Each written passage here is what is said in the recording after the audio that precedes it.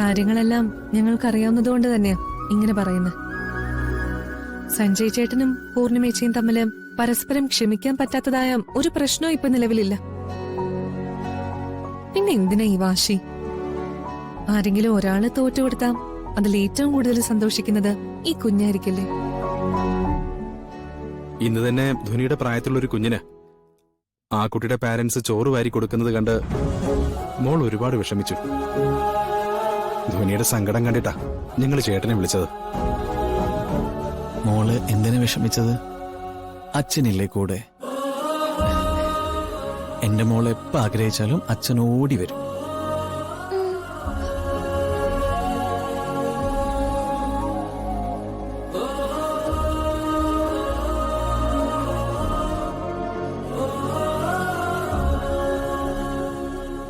മോൾക്ക് ചോറ് വാരിത്തരണമെന്നോ? അതിനെന്താ, അച്ഛൻ വാരിത്തരാം കേട്ടോ.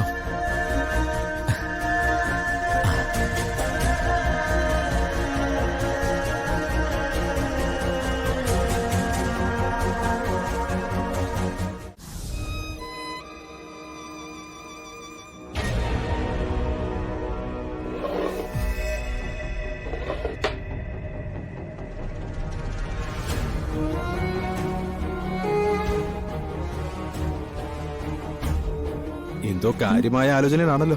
എന്തു പറ്റി? ഞാൻ ധ്വനിമോൾ എഴുതിയ കഥയെക്കുറിച്ച് ചിന്തിക്കായിരുന്നു. കഥയെക്കുറിച്ച് ചിന്തിക്കുന്നു? അതിലിപ്പോ എന്താ ഉള്ളേ? അതില് ചില കാര്യങ്ങളുണ്ടോന്ന് എനിക്കൊരു സംശയം. താനെന്താ ഈ പറഞ്ഞു വരുന്നേ? എന്തായാലും തെളിച്ചു പറ. അല്ല കിരൺ, ധ്വനിമോൾക്ക് ആ കഥ പറഞ്ഞു കൊടുത്തത് പൂർണിമേച്ചിയാ. അതെ, അതിനെന്താ? ആ കഥയില് എന്തോ ഒരു വലിയ രഹസ്യമുണ്ട് കിരൺ. ആ കഥ വായിച്ചത് മുതല് ആ കഥയിലെ ചില കഥാപാത്രങ്ങള് എന്റെ മനസ്സിൽ നിന്ന് പോകുന്നില്ല. അതിൽ പറയുന്നൊരു കഥാപാത്രം എന്റെ അമ്മയാണോ എന്ന് എനിക്ക് സംശയമുണ്ട്. അതെന്താ എനിക്ക് അങ്ങനെ തോന്നാൻ? അങ്ങനെ ഒരു കൃത്യമായ കാരണമൊന്നും പറയാൻ എനിക്കറിയില്ല. പക്ഷേ എന്റെ മനസ്സങ്ങനെ പറയുന്നു. തനിക്ക് അങ്ങനെ ഒരു സംശയം ഉണ്ടെങ്കിൽ അത് പൂർണിമയോട് തന്നെ ചോദിക്കാൻ പാടില്ലേ?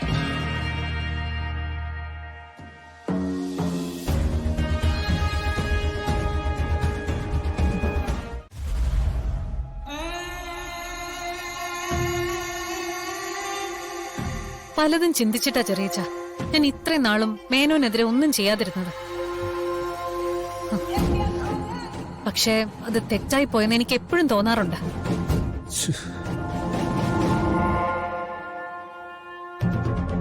ഇനിയെങ്കിലും എനിക്ക് എന്റെ മനസാക്ഷിയോട് നീതി കാണിക്കണം.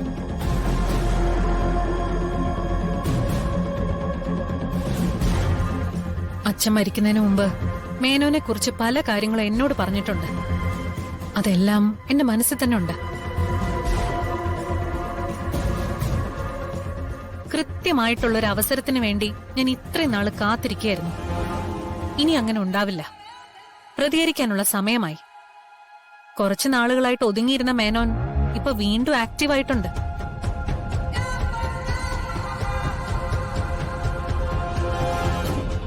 ഇനി അയാൾ പോലീസിന്റെ കയ്യിൽ നിന്ന് രക്ഷപ്പെട്ടാലും എന്റെ കയ്യിൽ നിന്ന് രക്ഷപ്പെടാൻ പോകുന്നില്ല.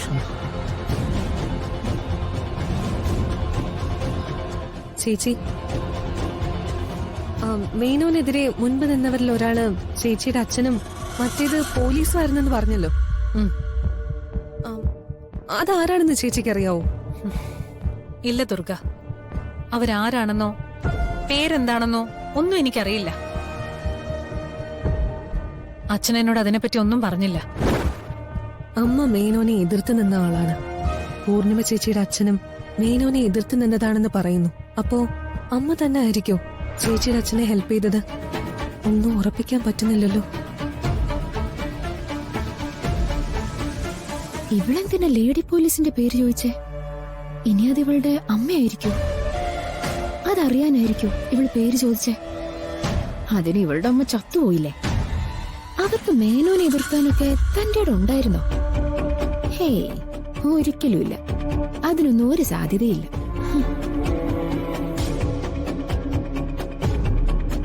ദുർഗ എന്താ ആലോചിക്കുന്നെ? ഏയ് ഒന്നുമില്ല ചേച്ചി. ഞാനും ധ്വനിമോളും ഒന്ന് പുറത്തു പോവാം. മോളെ പാർക്കിലൊക്കെ ഒന്ന് കൊണ്ടുപോയി ഒരു ചെറിയ ട്രീറ്റ്. അത് കൊള്ളാം. പൃഥ്വി മേനോന്റെ ഒപ്പം നിൽക്കുന്നത് നമുക്കറിയാത്ത എന്തോ കാരണം കൊണ്ടാ. അയാൾ അവനെ ഭീഷണിപ്പെടുത്തിയാണ് ഓരോന്ന് ചെയ്യിക്കുന്നതെന്ന് നമുക്ക് ഇതിനു മുമ്പ് മനസ്സിലായിട്ടുള്ള കാര്യവും ആണ്. അതെ.